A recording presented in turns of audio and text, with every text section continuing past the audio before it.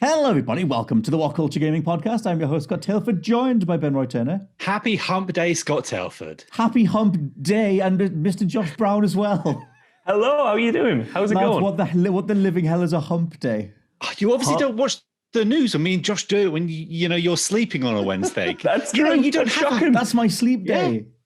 We realize you don't actually have a hump day, but what it is if you work a 5-day week, like a lot of us do, on a Wednesday, that's the hump. You get over that, and then you're sort of there, and you're going to get to Mordor. I mean, all the way to Mordor. I definitely work a 5-day week, but it's split. I'm putting the idea out there. If we can revolutionize the work week, take a Wednesday off, work the Saturday, make sure you've got a day off every 2 or 3 days. I want 4-day weeks. That's what I want from now on. Then I would love that too. I would sign that in a heartbeat. Anyway, this is the WhatCulture Gaming Podcast. There's absolutely nothing going on in the gaming industry right now. There's a few rumors, but there's very little in regards to blockbuster titles or anything worth talking about in regards to stories or spoilers or anything like that. So we just thought that we'd bring across a few of the questions from the Untitled Banter podcast, which is the thing that me and Jules do on a Friday, and where thankfully to all the people that follow us each week, there's a lot of questions that get sent in, and I thought we'd just bring some of them across because there's some really good talking points in here, and it gives us something really fun and lovable to talk about. So first question from them is from Brian Jackson, who says, with the prices of games increasing and the countless times a game has either been broken or unfinished at launch,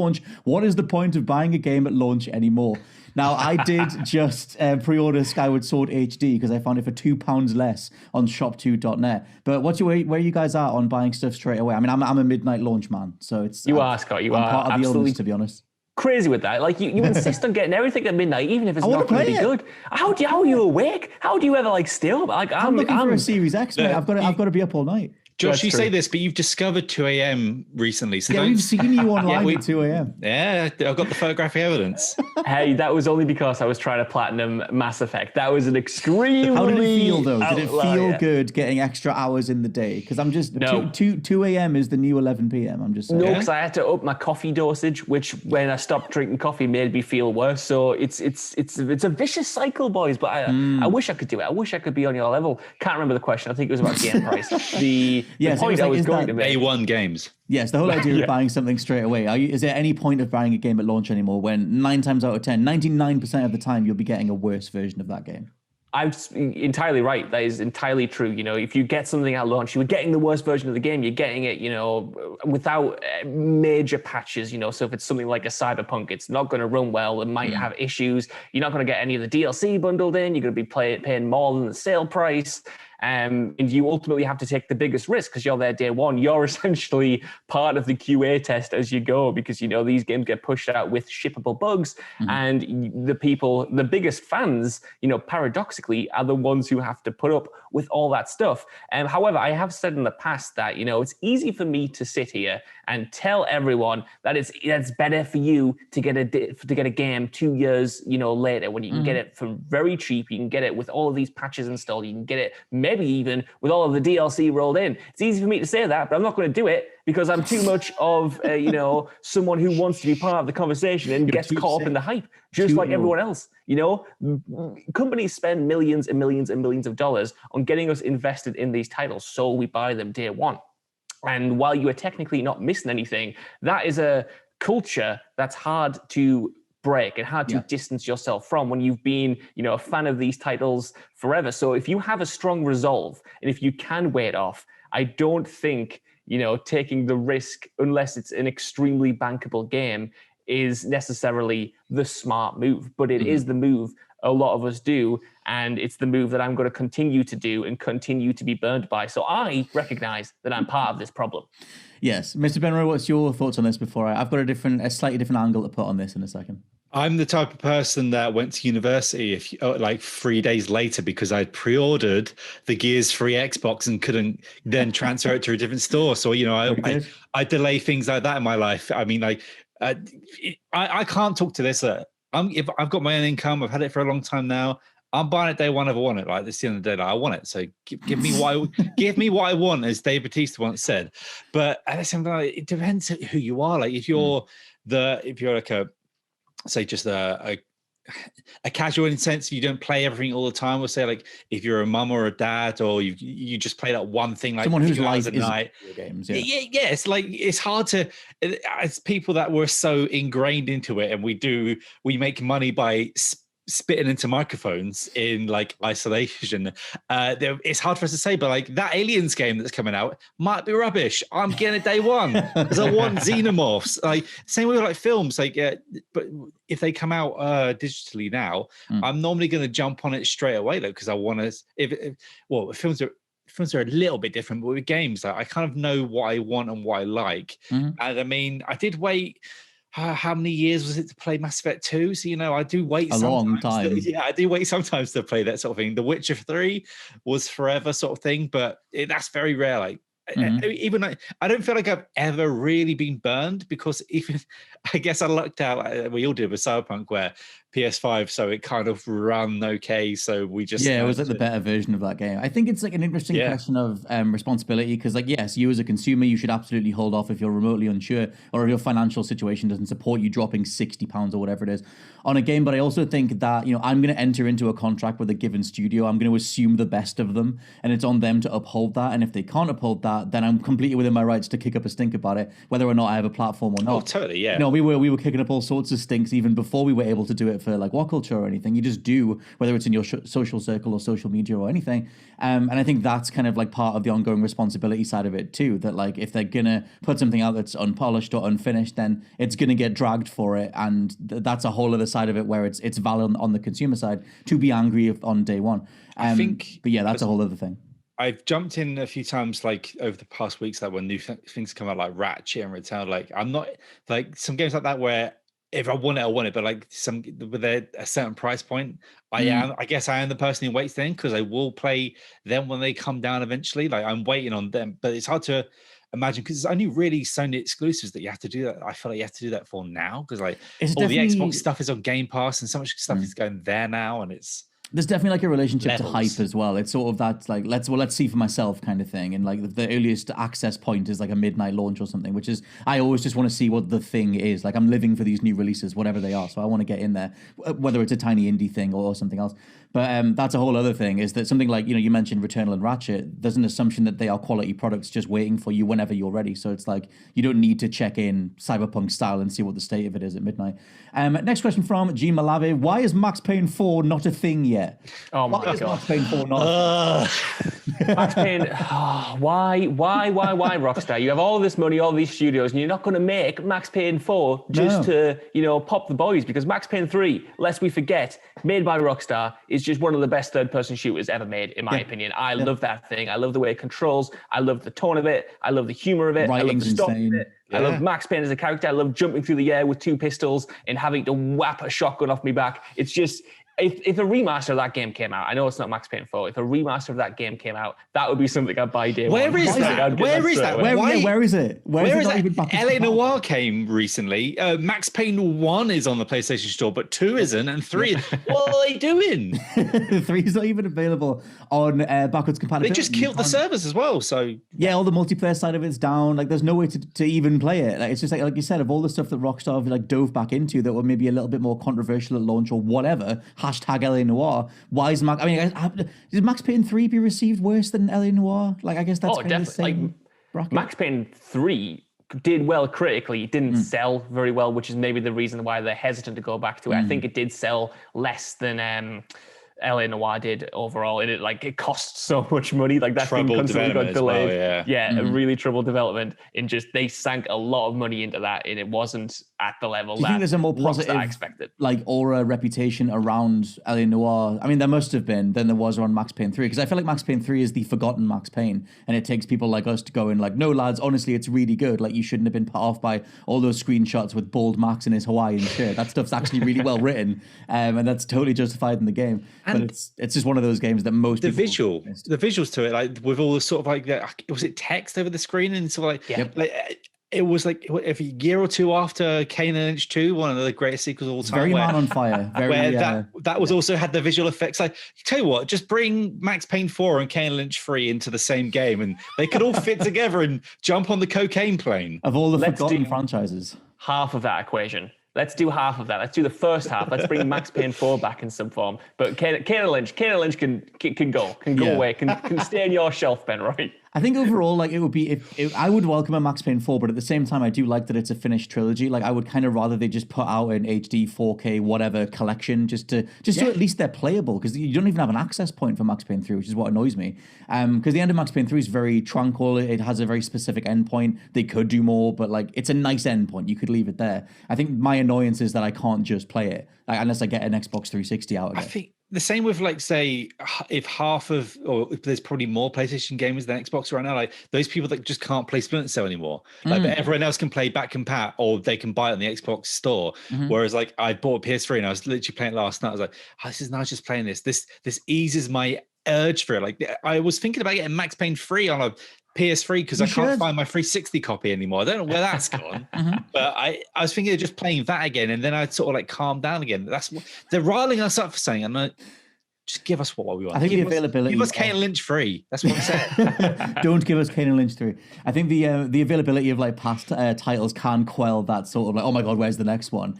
Which, like, that would be my sort of annoyance with it. Next question from Tom, who says, I've just finished Final Fantasy VII Remake and was wondering if you guys think the story beats that they change will work out better in the long run than the original. Now, I picked this one to talk about because where are you guys on Final Fantasy VII Remake now? Like, so long since the original? Because I've gone through the integrated stuff. I've replayed big chunks of Remake itself from last year.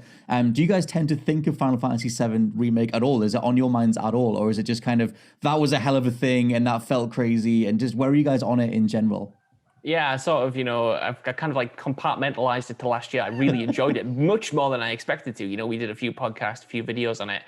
But like, my interest in the ramifications of the story, it haven't really come up. Like, I haven't jumped on this integrated business. I don't really know what happens in that to bridge it to the Madness, sequel. Josh Brown. However, when the sequel does come around, I think that spark will return. I am interested to see what they do, because even as, like, someone who doesn't know much about Final Fantasy, what the ending did teased me so much and sparked my imagination receptors in the old brain of mine so much that I'm fascinated about the discussions around it. I'm fascinated hearing from longtime fans like yourself and Benji, who we did that initial podcast with way back last year. And then I'm excited to see, how people like me and Ben Roy, who don't have this connection to it, kind of, come to understand just what's going on, but also come to appreciate what they could do going forward. Like, to me, I have no idea what they're going to do, but that's why it's kind of so exciting.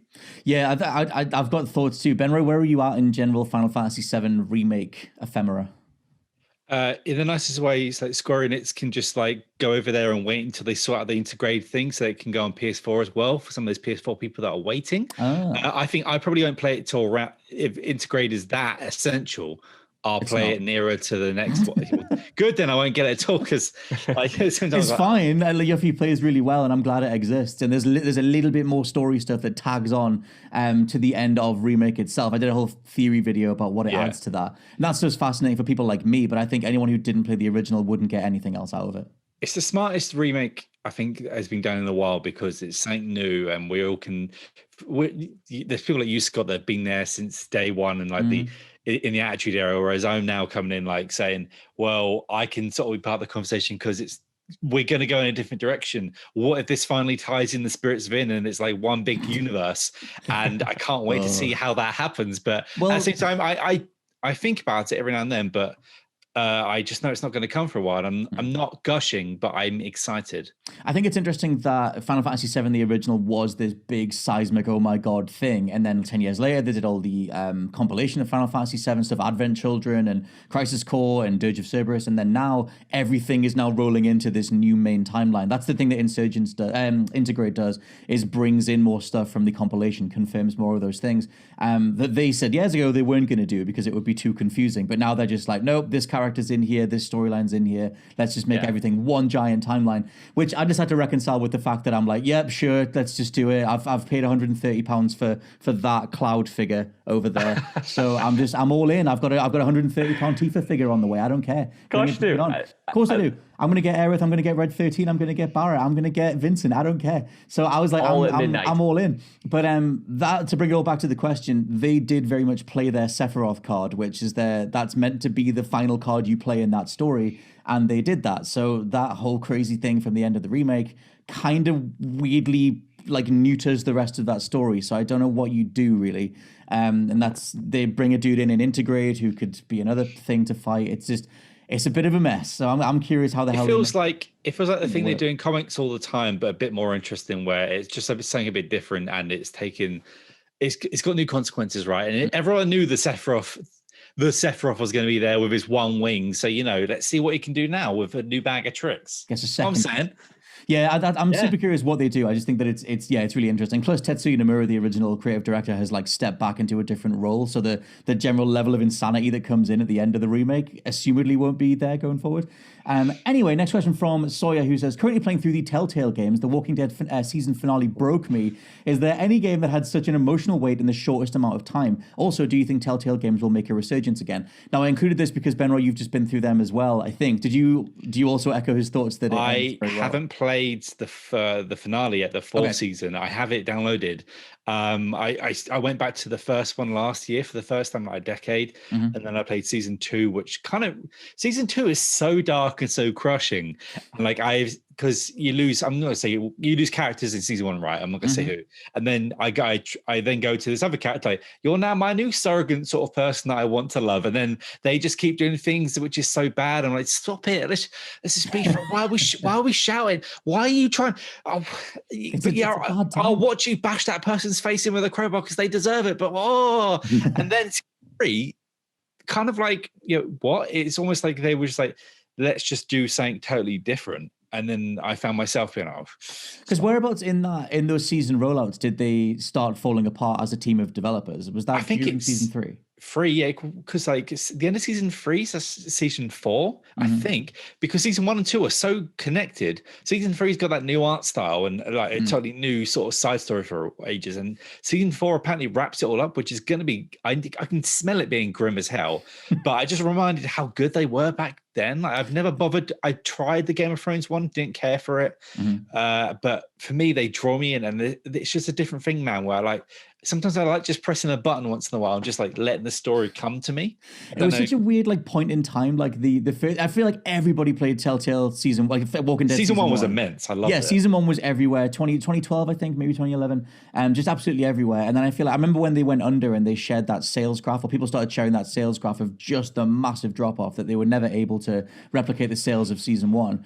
Josh, where were you at on Telltale stuff in general? Did you pick up other stuff? Because I played season 2 of The Walking Dead. I played Game of Thrones. I forget what else they did, but they did quite a lot. But like, what's your general thoughts? Wolf Among Us, totally, season 1. But yeah, what do you think of like where they went, and like could they even bring that stuff back? Because Life is Strange is doing really well now. Yeah, I mean, like the format works. The format absolutely works. But the issue with Telltale and why they ultimately, I think, went under is because they just tried too much. Like when The Walking Dead season 1 came out, it was like this singular thing. And then they adapted that format so rapidly to not only other seasons of The Walking Dead, but like you said, Game of Thrones, Wolf Among Us, Batman, which I think was Batman good. was the one I couldn't think of. Batman's brilliant. Batman's brilliant, but it became a thing. It almost became a lottery of, is this one going to be good? Or is it going to be like crap? Is it going to have the technical issues, which they all did towards the end? The game engine was terrible.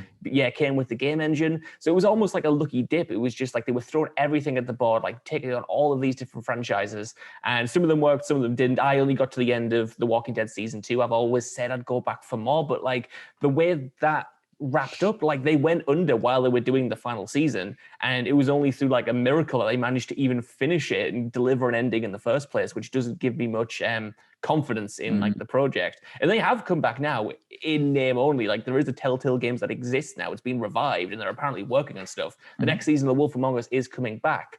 But I don't know whether it's going to, ever recapture the glory days of, the first couple seasons of The Walking Dead, like that initial burst of creativity. I think it's like what season 1 like meant to the industry as well. Like we were right in that cusp of like Gone Home was about to come out, and you had like BioShock Infinite was on the horizon, Last of Us was being advertised. You had all this push towards narrative investment and immersion and storytelling and gaming that hadn't been done before. I will say that season 4 is different.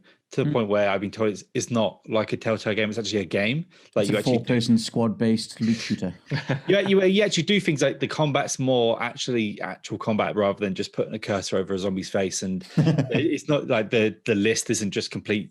This, that, and that. There's like finding things in that game. So apparently season 4 is more of an actual experience, an actual like playable game with story in it that I've heard of. But I'm not looking at it because I don't want to have it spoiled yet. Right. If they did like a Walking Dead game that was Mass Effect style, like that split of like Mass Effect 2 split of, because not 3 goes too far on the action route. Grimmest thing ever, but yeah. You could have like lots of dialogue choices, Telltale style, branching narratives, but with a nice chunky amount of gameplay in there. There's probably a way to do it. You would hope that something like the Legendary Edition kind of reignites that spark. Because playing back through all the Mass Effect games, we said this on all the podcasts, but it was very much like, oh yeah, like these games used to exist. Like there's no one doing this anymore with such a split of gameplay and story. I will say, I think the Walking Dead train is gone. I think like we've had a big decade of just Walking Dead everywhere. Remember it was Survival Instinct with Norman Reedus on 360, that thing, and I that cancelled game that never came to consoles but only went to PC. What was the one where you played as Dan and Merle together? Was that Survival Instinct? Right, okay. Yeah.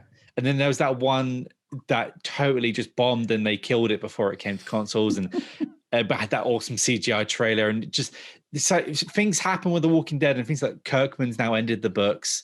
Has he? I thought he said he would do them until he died or something. No, they've ended.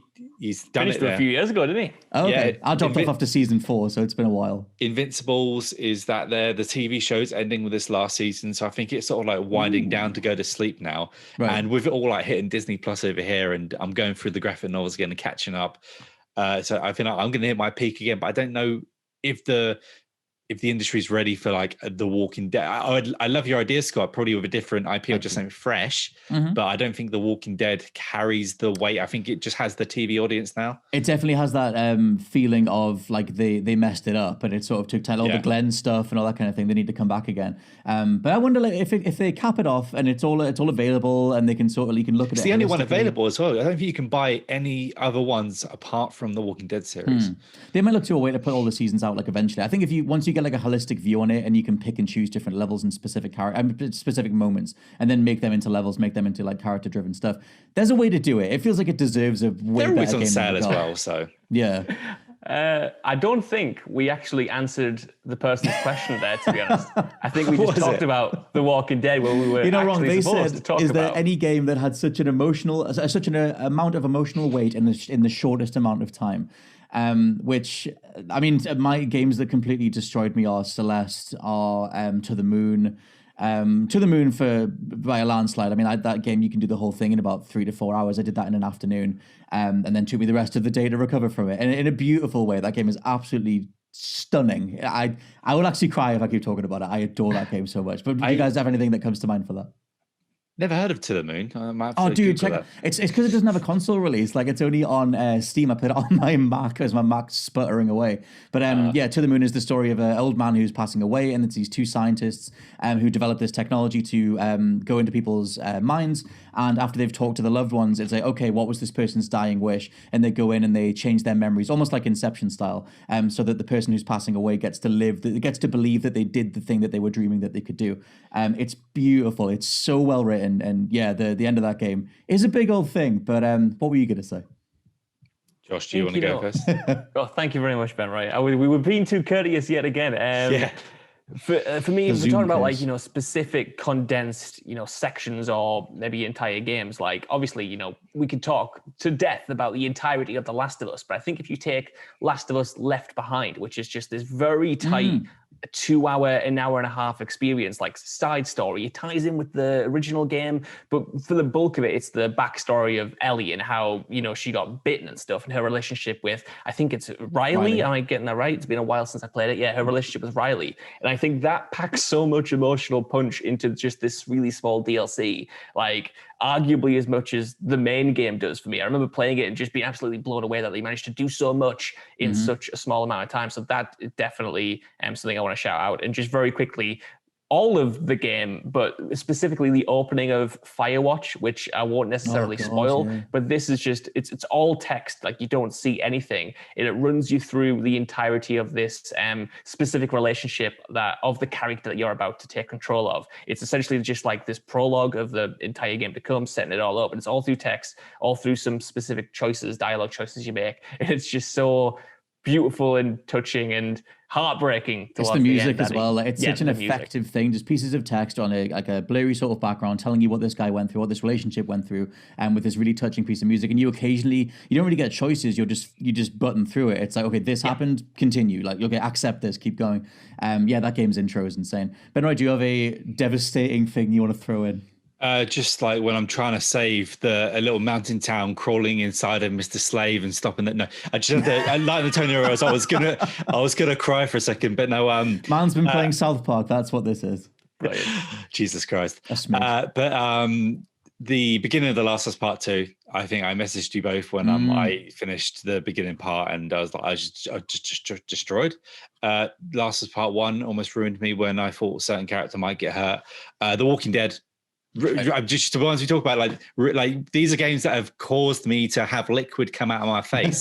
So there you go. There's probably that really, and just whenever I have to try and save someone, a Journey hit me in a weird way as well. But you should check out, I mean, me and Josh are trying out, there's that Sky Children of the Light is now on Switch, which is a free-to-play game. That's the follow-up to the 2 Journey. It's very Journey as well. It's a lot of like surfing down sand dunes and looking at mountains in the distance and flying and floating, and it's got that whole feel from Journey, but it's on Switch like it was initially on mobile and stuff. But that is the follow-up to Journey from that game company that's finally on Switch. And I feel like that game is getting like no coverage because it was originally a mobile game. But it is like really, really recommendable. Next question from Jage or Jage, G-A-G-E. I'm going to go with Jage. Just 100%ed Assassin's Creed Valhalla. What's your thoughts on the new trilogy overall, that being Origins, Odyssey, and Valhalla, and the rumors of a new game? Now, the rumors are that it's going to be a selection of islands coming next year, because this year's Assassin's Creed that was going to be a standalone from Ubisoft Sofia has now been rolled into Valhalla as DLC, and that next year's Assassin's Creed will be a selection of islands in Europe, if that's even true. What do you guys think, though, of that switch in direction? Like, did you guys used to like Assassin's Creed over the years? Like, because it's weird. I feel like when I think back on Origins, Odyssey, and Valhalla, they're almost the exact same game. Yeah, it's the franchise that like I can skip guilt free. Like even though we do this for a job, like it's the one that I just. No, it never used to be the case. It's the one I used to get them every single year. It used to be a Christmas tradition. I still do, and then just barely play them. But yeah, it was the game I asked for every single year would be to get Assassin's Creed, and I'd play it Christmas morning. And then one day that just stopped because suddenly they stopped feeling like these important drops. And I know people still love them, and I know people still get a lot out of them. And I love that. I respect that. I like that it has this audience still. Valhalla was like the most successful Assassin's Creed to date, or something mad like that. But for me personally, there's so much to them that inevitably every single time I jump into one, and admittedly I skipped Origins, I eventually got around to playing a little bit of Odyssey, and then I played through all of Valhalla. Like it's just, there's so much of it, and I played 80 hours of Valhalla and can barely remember any of it. I know I had a good time, but I can't remember it. It doesn't. It's like a night out trying to remember when you're hungover from it. I know I had a good time, but I don't even know what that was. It's very much like that, very much a night out, very much, ordering a giant takeaway and devouring it all. I had a good time while I was doing it, but afterwards it just doesn't leave an impact on me. I'm not here, even this question, I don't know what the next Assassin's Creed is going to be, and I won't care until it's really announced. I'd love to talk about like potential settings and stuff, but when it comes to mechanics, when it comes to focus, it's almost like until it's right there in my face, it's not a franchise I even think about really. Fair. Ben Roy, were you an Assassin's Creed fan over the years? I've got an anecdote for you here. So there was once upon a time, was it 2007 when Assassin's Creed came out and Mass Effect came out the same year? Yes. But yeah, let's go. Rewind back to that time. We were the 2010s were not there yet. I was still didn't really have an income. I had the choice between Mass Effect or Assassin's Creed. I picked Mass Effect. then traded Mass Effect for my friend for Legends of WrestleMania. Tried Assassin's Creed Brotherhood. Didn't like it. Never played one since. This is your villain origin story. I just can't even. And to put it in other words, I'm sorry, I ain't got nothing. To be fair, I wonder if, because a lot of people did bounce. I remember when Assassin's Creed 1 launched, and a lot of people hated how formulaic it was, how repetitive it was. It was like, these are your assassinations, these are the side missions, repeat for like 20 hours. And I actually really liked Assassin's Creed 1. It's one of the only Assassin's Creed games that feels like you're assassinating someone, pick a target, and figure out a way to kill them. But I wonder if you might actually like the new stuff more, because it's more action focused, it's more streamlined. Like, they got away from the rigidness of the older ones. I'm not shooting on the Ubisoft open world, because I went back to Wildlands and I loved it. I just loved going around in a helicopter, things blowing up around me, and just quickly doing the mission and getting out of there. I love that wacky sort of open world stuff. But for me, I just why do I want to jump in now, or do I want to, well, the thing that goes alongside these, time's more of a currency than anything for me. Well, exactly. And that's the thing, is that the average length of these new ones is like 200 hours. So it's like that's what puts... I finished Origins, I didn't finish Odyssey, and I haven't finished Valhalla. But I did look into all the cutscene stuff, because Valhalla has mad stuff in the cutscenes towards the end where they bring it back and tie it back into where the story was across the 2000s. But I feel like no one got there. Otherwise, way more people would be talking about it. Like the Pope moment from Assassin's Creed 2 was a big old talking point. Or the Minerva moment, let's say, that comes after it. But yeah, apparently the rumor that goes alongside the multiple islands European setting is that it's going to be a major departure for Assassin's Creed. So I kind of wonder if they're doing something new anyway. Maybe these games should have two modes: the all you can eat until you're dead sort of version, or the narrative version where you're just doing the narrative and you just. I would take that. Give me a couple hour narrative one. I just played Mafia Definitive Edition recently, and you can just skip the drive-in if you want, and you just go and do the missions. The open world's there, but just go away at the same time. You know what I mean? Yes, I think next question from Adam, who says, there's an upcoming low-budget game called Death Ground, which is basically Alien Isolation, but with dinosaurs. Now, I checked out a little bit of footage of this. It is literally Alien Isolation with dinosaurs, but it is quite low budget. It's a cool idea, though, because just to throw my side of this in here, I don't think the industry has anywhere near enough dinosaur games. Like, there's just, where are they? They're coming. There's that Ark Survival game. There's Ark Survival, there's Jurassic Evolution, and that's about it. Like, there's one on... Where are they? Xbox that was on Game Pass, but it's so early access. It's like walking around. Turok in 2006. It was Turok in January. But anyway, Adam says, do you think the gaming world is needing a AAA dinosaur game to throw into the mix? If so, would love to hear what ideas you have. Yes, I think so. And just let me play as dinosaurs. Let me be a dinosaur hunter. Let me be Turok again. I like the 2006 one. Put that out. I like the 2006 one. It had really good bow and arrow combat, and it had a revolutionary feature for the time. When you moved through the grass would move. That blew my mind back in the day. I'll tell you what, right? In the 2006 one, there was one bit where I was facing off against some dinosaur, like a velociraptor type, charging at me. And I was with one of my friends sitting next to me who was like, oh, you're effed because that thing's going to charge at you. And I fired a bow and arrow at it. And there was a whole animation reserved for that dinosaur being shot with the arrow, falling to the ground, and skidding all the way towards me, to which I then butchered it with the knife and took my arrow back out. Moment of the year, but no one cared because that game was buried back in 2006. But it was like, you know, in Men in Black when they shoot the spaceship and it slides all the way to the. I was like, I'm living that moment. It was a good time. Could you do like a Monster Hunter style thing, but with just dinosaurs, big dinosaurs? That's team hilarious. Up, take down dinosaurs. That's hilarious. That Monster Hunter fan me didn't even think of that. It's because I don't even think of them. I don't think of them as dinosaurs. I think of them as like creatures and weird, like supernatural stuff. Anyway. We're all of the age where dinosaurs were like my life when I was growing, especially Jurassic Park. I had them painted on the wall and everything like that. It was mad. Do you remember those Jurassic Park games on the PS1? Yes. The dinosaur fighting game and stuff like that, and the other side scrolls that were stupidly hard to do. Yeah, I mean, we got Horizon Zero Dawn, which is basically dinosaur. I'm going to say the obvious Dino Crisis. Where is that? Where's it gone? I feel like Capcom just waiting to the point if Resident Evil ever fails again, even though it never really has failed, but to the point where do we go for that? But Dana, give me this horror game that this I can't remember the person who wrote the question. It's Adam who said it. The game's called Death Ground. I'm excited for it. I will have a look at it now. I like Alien Isolation, and I like dinosaurs, and I don't want to play Ark Survival. So that maybe that's my thing with Ark is I'm never going to get into this massive online platform thing. But when you mentioned Resident Evil, imagine a Resident Evil 7 or 8 style controls, but instead of shooting zombies, you're shooting velociraptors jumping. That's Dino Crisis. That's just Dino. Yeah, but in first person, I guess you could do it. 3 was first person, wasn't it? No, 3 was the one they put in space, where it was. There's definitely a first-person Dino Crisis, but the first Dino Crisis was the only real, true sort of top-down tank controls, and then each one was changed a bit. And there's like 7 of them, but we only think of the first 3. Are you not thinking of, what was that? It's called like Dino Challenge or something. There was like a light gun one. There was like a first-person. I'll show Avalanche reviews. He did like the whole retrospective on the series, and one of them was a first person, but not like the Resident Evil 7, because obviously it was like back when things weren't refined. It wasn't Resident Evil Dead Aim. Either way, there's not been dinosaur based. There's not been enough dinosaur. But you're right, stuff. Scott. We need that. We need that game. We do need that.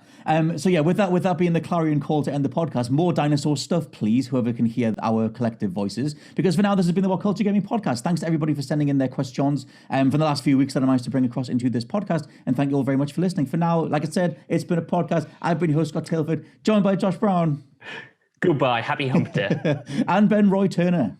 Life will find a way. Goodbye. Happy hump day and goodbye.